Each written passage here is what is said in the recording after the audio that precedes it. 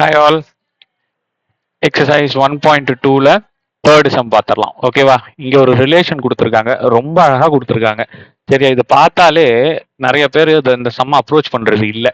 So ரொம்ப அழகா கொடுத்துருக்காங்க. ஒன்று எக்ஸ் கமா ஒய், ஒரு செட்டில் ஃபர்ஸ்ட் இருக்கிறது எக்ஸா இருக்கணுமா, செகண்ட் இருக்கிறது ஒய்யா இருக்கணுமா. அடுத்தது என்ன கொடுத்துருக்காங்க, Y is equal to X plus 3. அடுத்து இது ரொம்ப அழகா. அடுத்தது எக்ஸ் பிலாங்ஸ் டுன்னு ஒரு வேல்யூவும் கொடுத்துட்டாங்க. இதுக்கு மேல என்னையா வேணும்? 1 2 3 4 5 ஒவ்வொன்னா தூக்கி இங்க போடுங்க. எக்ஸோட வேல்யூ என்ன? 0. 0 பிளஸ் 3 3. அடுத்தது எக்ஸோட வேல்யூ 1 போட்டீங்கன்னா ஒய்யோட வேல்யூ 4. எக்ஸோட வேல்யூ 2 போட்டீங்கன்னா ஒய்யோட வேல்யூ 5. எக்ஸோட வேல்யூ 3 போட்டீங்கன்னா ஒய்யோட வேல்யூ 6. எக்ஸோட வேல்யூ 4 போட்டீங்கன்னா ஒய்யோட வேல்யூ 7. எக்ஸோட வேல்யூ 5 போட்டீங்கன்னா ஒய்யோட வேல்யூ 8. 0 1 2 3 4 5.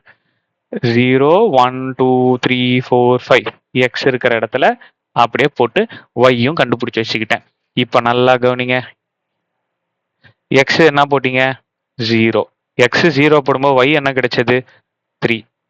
அடுத்தது எக்ஸ் 1 போடும்போது ஒய் என்ன கிடைச்சது? 4.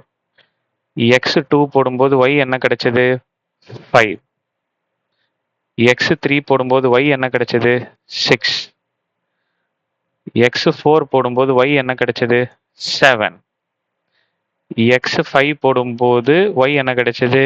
8. அழகா செட்டு கிடைச்சிருச்சா? அழகா ரிலேஷன் கிடைச்சிருச்சா?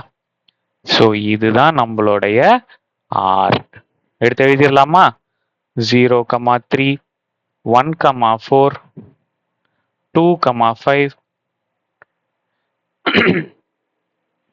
3, 6, 4, 7, 5, 8.